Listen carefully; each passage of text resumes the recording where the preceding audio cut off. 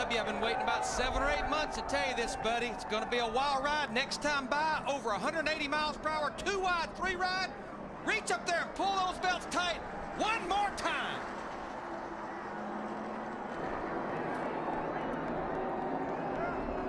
Boogity, boogity, boogity. Oh, yeah, boys, let's go racing.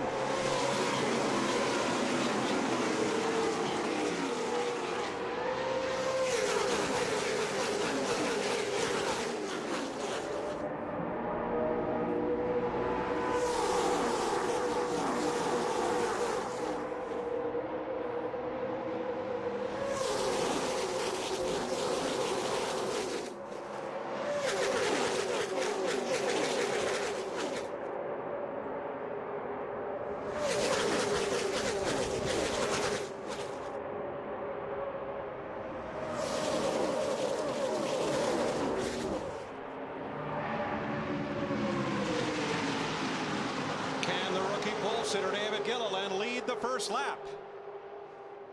I think he can lead the first one, and I think he can probably lead the last one, the way that car has performed down here the last week and a half. That's worth 5 bonus points. If you lead a lap in a Nextel Cup race, 5 bonus points put on your points total for the year. And all those butterflies and all that anticipation, that's over with now. We got to put our work clothes on and get busy. And there they are already. It didn't take them long. 3 wide. We'll talk about that a lot. These cars bouncing around at over 180 miles per hour. And right now you can do that. The tires are good. They're fresh tires, good grip. You can get 3 wide and move around right now, but that'll change after a while. Jeff Burton moving up 4th on the inside lane, now moving up into 7th spot as Gilliland's Ford brings them around for the 2nd time. And Mike, don't forget, we had rain here last night. This is a green racetrack, so this is the first time these guys have run on this track with it in this condition. And of course, what he means is, as far as a green racetrack, all the rubber was washed off, and that'll take it where it doesn't have near as much grip. Yeah, God Holmes adjusting his set. Hey, I need a track turn green while we was away. Kyle Busch way up high, 3 wide, right behind Ricky Rudd, the car you're riding with. There's Tony the Tiger peeking out. That's Kyle Busch. He's had trouble finding drafting partners this week, but he's got a fast car. David Gilliland, he's got to be sitting there thinking, wow, I'm leading the Daytona 500, and the guy that's won all the races is running behind me. This is cool. That would be Tony Stewart. Big Orange riding in 2nd spot. And Big Orange is a teammate, well, sort of. They are co-opetitors. Dale Jr. is right behind him. On the outside lane, Kurt Busch in that blue Deuce.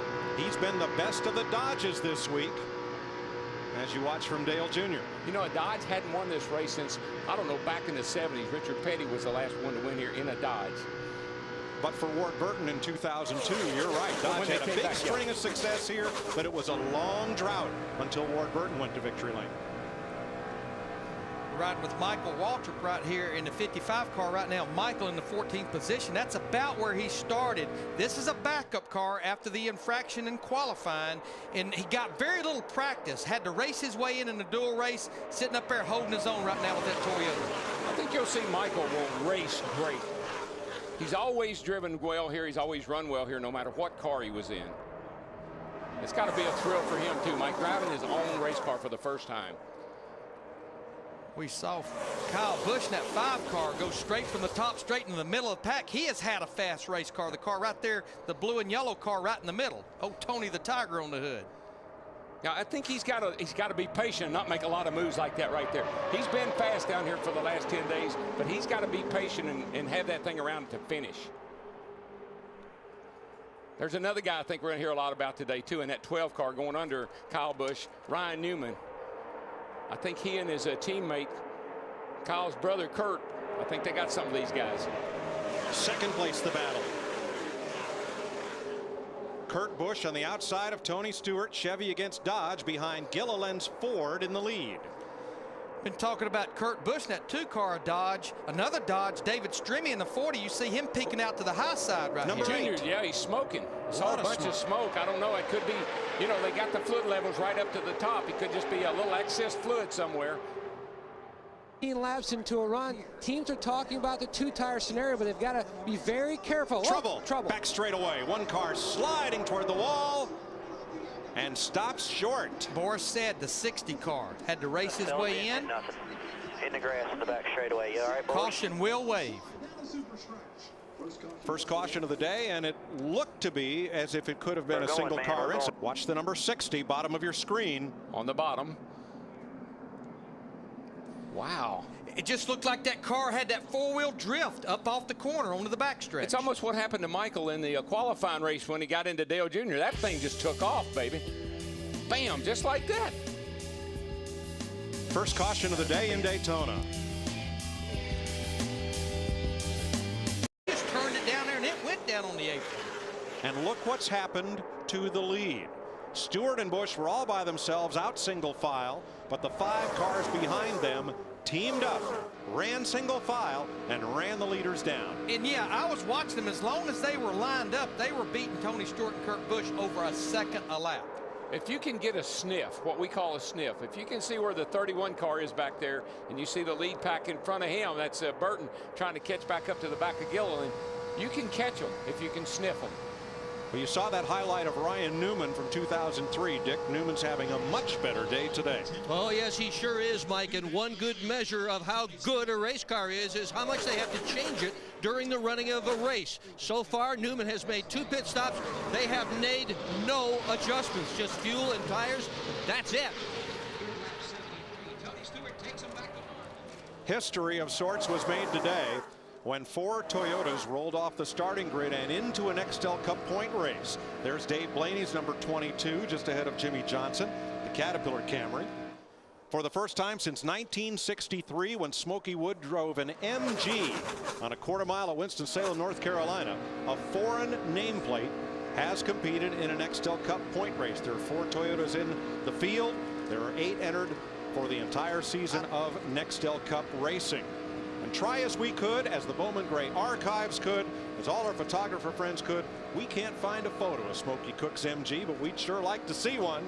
Contact us at Fox Sports in Los Angeles if you can shed any light on the little number 32 MG. Here's our Toyota top performers at present. And all those Camrys are built right here in the USA, up in Georgetown, Kentucky. And that's why we say foreign nameplate, Darrell. We know that some of the Fords may be built in Canada or Chevys in Mexico, and it's become a global economy, but to distinguish nameplates, that's where we are. Riding with Clint Boyer right now, the 07 car. He's sitting in the 6th position, one of the Richard Childress racing cars. You look right here, Darrell talked earlier, these guys are on fresh tires. If you notice, the brake is not an issue. Just under 12 out up there, just try to stay in line. But if you notice, pretty much all the way around this racetrack, you stay pretty much, as Darrell put it, wide open. You never lift the throttle. Now, we'll check this telemetry on later in this run. I bet you'll see where Clint Boyer is rolling out of the throttle. But right now, all 3 of the Richard Childress racing cars are up there in the top 8. They didn't qualify very good a week ago. I talked to Richard. He brought a little different engine combination here, and it has definitely showed up with a little more torque in the engine where they're racing and not for that fast qualifying lap. There's where the Childress Chevrolets are at present. Harvick in 3rd. And Clint Boyer made a move up to 5th. He was 6th last time by the start-finish line. Harvick won the 300-mile preliminary, the Busch Series race here yesterday. You know, Mike, one thing about the Tony Stewart's cars, chassis number 70, that's their 4th of July car. Now, normally a team will bring a car here for the 4th of July race, 100 degrees, track hot, slick, sliding around with a lot of downforce built into it. I just wonder, Larry, if they brought that car here because they knew they had a tire situation here that was a little different than they've had in the past. Things have gotten busy in this lead pack. Kyle Busch now tacked on to big brother Kurt. Well, there's 2 races going on up front right there right now. The 07 and the 38 are trying to be the first car lap down for the lucky dog. And of course, the 07 is Clint Boyer. He had that penalty on the last set of green flag stops where he hit the commit cone, had to come back to pit road. That's how he's a lap down. Get the door. It's time for the Domino's hot lap. Let's see how our 5 top qualifiers ran on the designated lap.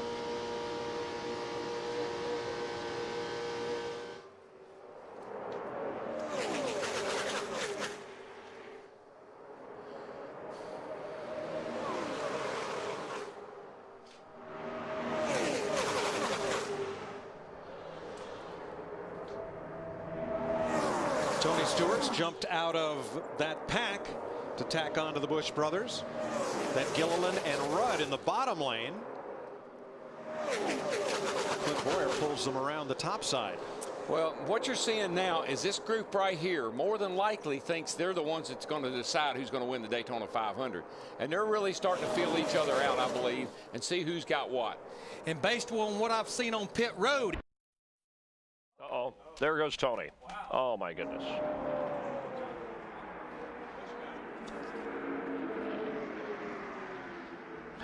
Crash in turn 4. Man, and there in the midst of it sits Tony Stewart and Kurt Busch, the 2 leaders. I believe, I'm not sure, but I believe Tony got a little loose all at once.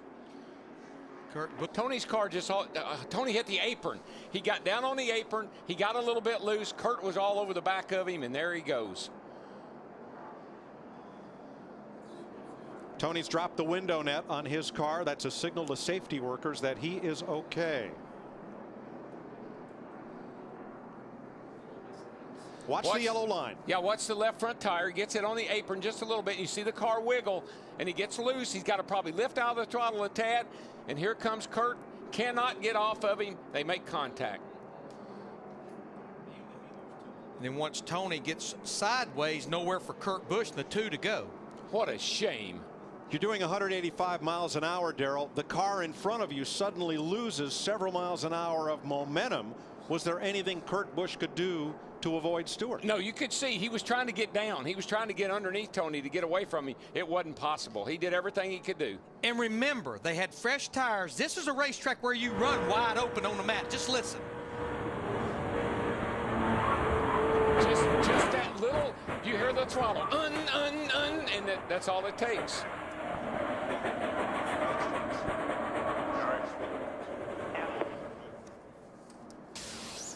Tony Stewart's 9th on the inside. Martin Truex and Mark Martin. Then Carl Edwards. Casey Mears moves up into the top 10 for the first time today, along with Reed Sorensen, Ryan Newman, and Johnny Sauter. It is still anybody's race with 27 laps to go. And look at that 99 car. Carl Edwards to the inside. Remember, he had to restart after the last caution at the tail end of this field. There he is up in the top 5. Yeah, he shuffled the Mark out, got a nose under him. Mark gave him some room, and there they go. There's Jimmy Johnson, the 48 car. Hard Here we go. Tony Raines with him. Denny Hamlin. That was inevitable. It had to happen. You can't be this late in the race, be bunched up like that, and not have trouble. Holy cow, did you see that shot? Knew it was going to happen sooner or later. Watch 66 in the middle.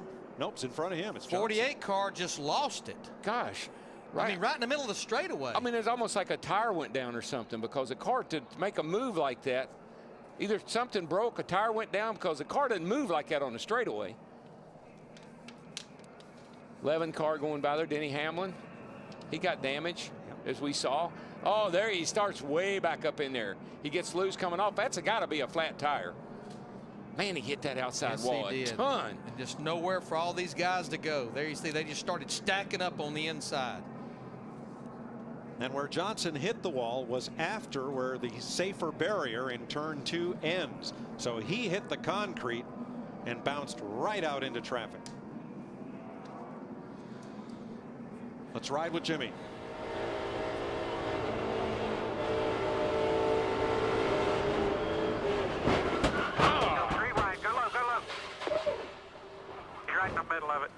Oh, nowhere for these guys to go. That makes. In the middle with no help, just continues to lose spots all the way down the back straightaway. Last run of green flag racing, we were 3 wide all the way around. So far in this run until just now, we've been double wide. I think you got 2 guys there that don't mind, or 3 guys actually. There are 2 guys right behind Mark Martin that have the most respect in the world for him. Greg Biffle in the 16, Matt Kenseth in the 17. Mark was their mentor at Roush's, and here they are following him, possibly to his first Daytona 500 victory. And then that 3 wide pack, the middle row, Kyle Busch in that 5. He's made some bold, daring moves today, but he keeps finding a way to get to the front. Let's go down to Dick Berggren on our race leader, Mark Martin. Did you see that? Well, 48-year-old Mark Martin has won a lot of stuff here at Daytona. He's won here in sports cars. He's won here in IROC. He's won in NASCAR Craftsman truck racing. And he won the 1999 shootout. But he has never won the Nextel Cup point race. He is out front for the Daytona 500. This would be the biggest win of his career. No doubt about it, Mike. Third in 1995 was Mark Martin's best Daytona 500 finish. All the way to the checker. You're watching the Daytona 500 in high definition on Fox. Fourth caution of the day in the Daytona 500. Check that, fifth caution of the afternoon. Our computer scoring a little latent there. And from high above. It's what you call a wad right there. They get all wadded up, and the 25 and the 99, and 99 gets in the fence. 26 was involved. Jamie McMurray in the 26, Carl Edwards in the 99. See Joe Nemechek in the 13, bumps into Carl, but in the meantime, yeah, this was not quite what brought out the caution. Watch the yellow cat car. He gets forced into the pit lane. Here's what I don't think he realizes. He's got a flat right front tire. 150 miles an hour. Blaney is trying to scrub off speed. And just nowhere for Ken Schrader, the 21 car, to go. Or Boyer in the 07 car. I don't think he realized he had a flat tire, and when he got to the end of pit road, he couldn't turn. Came right out in front of Ken Schrader. Clint Boyer also damaged, and Schrader's Little Debbie's car is a wreck. Remember, Schrader and Buddy Baker were the two drivers to win on Sunday and then on Thursday and have a shot to win the 500. Schrader will drive most of this season. Tough way to start. Look at this great camera work, folks. Yeah, Jamie McMurray forces Casey Mears in the 25 into Carl Edwards outside there on the 99. They get in the wall, really kind of tore up some cars, but no real damage done until the 22 gets forced on the pit road. Yeah, Mike Wallace got into the 22 Blaney, who took evasive action. Come on, come on. Stay in there. Riding with Clint Boyer. Come on. Come on.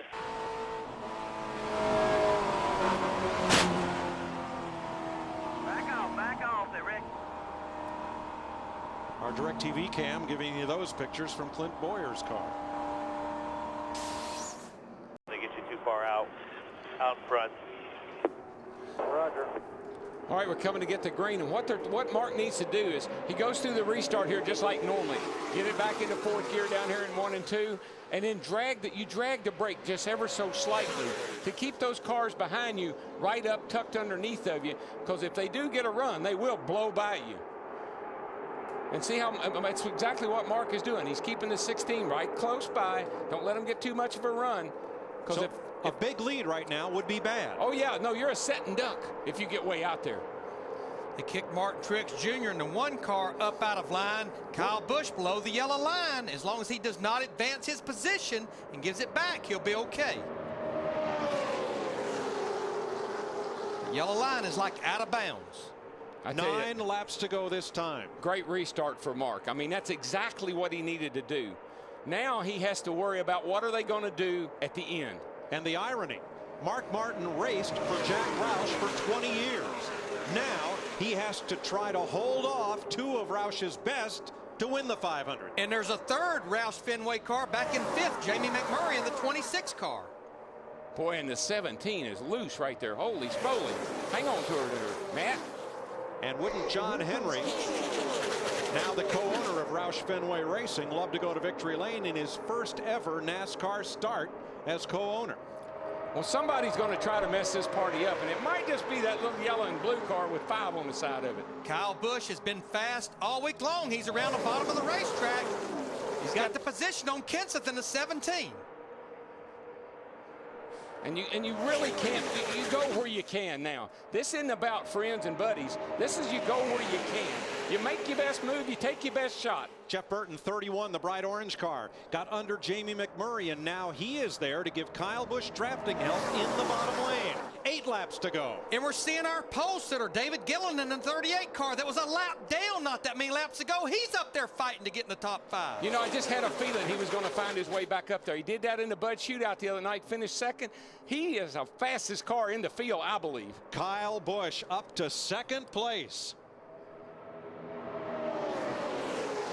About all Mark Martin can do is what he's doing right now. Hug that yellow line, listen to a spotter, keep one eye up there in that rearview mirror. You got that right, and all he's got to do is not open that bottom up and let the 5 car get a nose under him. If he ever shoves him out of line, it's all over. 16 side by side behind the 16. 7 laps to go. Lot of jostling from 5th on back. And Darrell, it looks like what Kyle Busch will do is going into the corner, move up, and if he can get Mark to move up, that's when he'll stick that nose in there. Tony Stewart, the other night, what's that slime? Smoke. Oh, it's water. Somebody's hot. Tony Stewart the other night put a crossover move behind Kyle Busch, got him loose, and made the pass. That overflow reads Sorensen. There he goes. He got him up. Wide. He got him loose, though. Kyle Busch got Mark Martin loose, but he stayed in the throttle. It got back to the bottom of the racetrack. You know why? You know why Kyle Busch did that? Because it's Mark Martin. He didn't try to push it. He didn't push the issue. Behind them, they are 4 abreast. 6 laps to go. What a race. What a finish. Goodness gracious. Mark Martin, hang on, baby. Watch your bottom. 29 cars within 2 seconds. Packed tighter together than at the start of the race. That 31 car, where did he come from, Larry? He's all of a sudden the 3rd car back, that orange car. Jeff Burton. All of a sudden he shows up. Another ex-teammate of Mark Martin, Jeff Burton. He's surrounded by ex-teammates other than the guy in the 5. Kyle Busch. Jeff Burton walked up the racetrack, got on the side of Greg Biffle in the 16. Now he's going to lose all these positions. Wide now. 4 wide, back 3 the wide 17. The 17 is going to be in trouble. He saved it. They are 4 wide through the trial with 5 to go. Tires are smoking, sheet metal dragging, and we're still racing. But you got to stay in that throttle now. Look at the dent on the front of Stremmy's car there, the silver car. Tire smoke from the 17. Nobody's going to lift now. There's just 4.5 laps to go in the Daytona 500. What do you think? Oh, there's a car in trouble. Jamie McMurray, the 26 car, bounces off the outside wall. And around they go. Ricky Rudd, the 88 car. Caution will be out. Dale Earnhardt Jr. And remember, when the caution comes out, at the moment of caution, the field is frozen. What do we got? 5 laps to go, 4 to go this time. It looks like we may get a green-white checker here. Minute first. Let's look at what happened. I think. Watch the right side of your screen. McMurray up high. I think he may have got a little shove from behind. I'm not sure. It looked like that's Kenseth in the 17. And they just started stacking up from there. Yeah, the 88 car looked like Rudd just kind of ran in the back of the 26 of McMurray, and boy, from there on, it was on. I think Rudd had a car to the outside, Darrell. Probably not much he can do. Probably couldn't. The Goodyear blimp will probably show us our best angle of how this unfolded. Now watch McMurray on the left of your screen in the high groove, the purple car.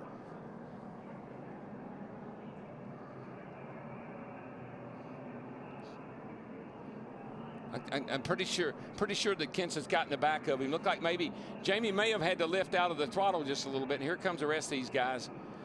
Like I said, we're coming to the end of the race. You don't lift now. And Darrell, Ricky Rudd could not swerve to the right because Earnhardt was there. And they just all stacked up. Tight racing quarters. Tight.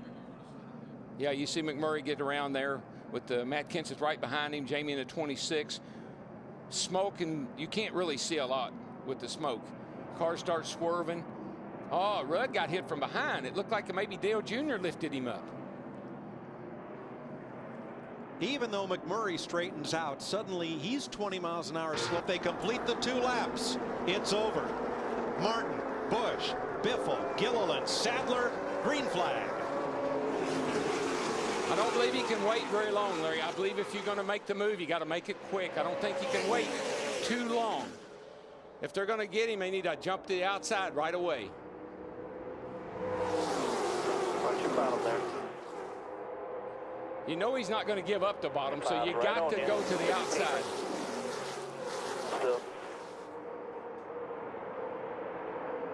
And look at the outside line. Jeff He's Gordon laid in back that about 24 half. car with his teammate Casey Mears, but Casey leaves him out there. Now, one back. All single file behind you. He's coming hard, about half back now. Now, when these guys on the outside, when they get side by side with these other cars, they're done. We're coming to the white flag. It's up to the 5 of Kyle Busch. How long can he wait if he's going to go? Still single file. White flag, 1 lap to go. Coming to the white, man. Coming to the white. Single file behind him. Front 516, 4, 38. single foul. Here they go. They got to go. They got to get Mark. They got to move him somehow. He gets back to that yellow line right around the bottom, all the way through turn 1 and 2. Mark Martin is driving the race of his life, and there's nobody that's better at holding people off at Daytona. And Kyle Busch lagged back a little bit. Is he run going to there. get help? Is he going to come? He's Still about looking. half back behind you. Side by side. He almost squeezed Harvick into the wall, and here comes Harvick, Pushing up the top. 29 with Coming Matt outside. Kenseth. Oh, Mark Coming got outside. loose. Watch Mark your got bottom, get loose. back down. And Harvick's getting a run off turn 4. It's going to be a drag race all the way back to the start-finish line. Spin it behind No you. Hammer caution. down, Bart. They're Hammer down. side Come by back, come side, back. right to the line. Big crash. Here they come. Checkered flag. Harvick. Kevin Harvick wins the Daytona 500. We got one car they're on still- his roof coming across the They're start-finish line. still Clint wrecking. Boyer. They're wrecking everywhere. Boyer's on fire. Jeff Gordon's wrecked. And they Montoya. are still wrecking. Montoya, Stremme, Kenseth, Biffle, Marlin, Carl Edwards, Casey Mears all crashed on the final lap. Have you ever? Well, a couple of times. I'm going to repeat what I heard a few years ago. No, I have never. I got so excited I broke the damn mirror in half. Jeff Gordon's day ends about like his teammates. Mark was not going to give up the inside. What happens back here is Kyle Busch gets on the apron ever so slightly, gets into the 17, and it's on from there. Look at the 38 car up on top of somebody. There's a car turning over. And look at this finish. And it's a drag race to the line, and we've seen Harvick do that before. Yes, we have.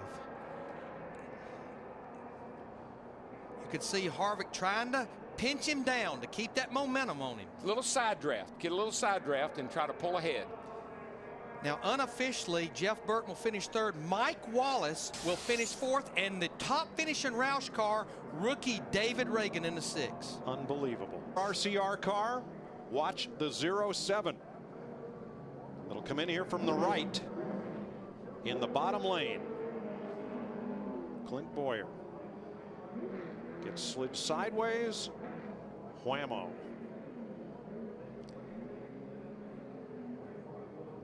And he'll cross the start-finish line unofficially upside down in the 18th position.